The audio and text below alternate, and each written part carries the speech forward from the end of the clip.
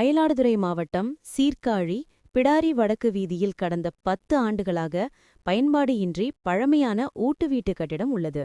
நகராட்சியின் வளாகத்தின் அருகாமையில் அமைந்துள்ள இந்த வீட்டின் ஒரு பகுதி கனமழையினால் திடீரென இடிந்து சாலையோரம் விழுந்தது.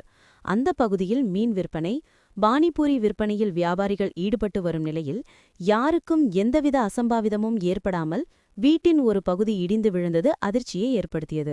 பழமையான ஆபத்தான நிலையில் உள்ள அந்த கட்டடத்தின் அருகில் நகராட்சி மற்றும் தேசியமயமாக்கப்பட்ட வங்கிகள் உள்ளிட்ட பல்வேறு இடங்களுக்கு அதிகளவு பொதுமக்கள் வந்து செல்லும் நிலையில் பயன்பாடு இன்றி உள்ள அந்த வீட்டினை முழுமையாக இடித்து அகற்றிட வேண்டுமென இடிபாடுகளை பார்வையிட்ட அப்பகுதி நகர்மன்ற உறுப்பினர் ஜெயந்தி பாபு சீர்காழி நகராட்சி ஆணையரை நேரில் சந்தித்து வலியுறுத்தினார்.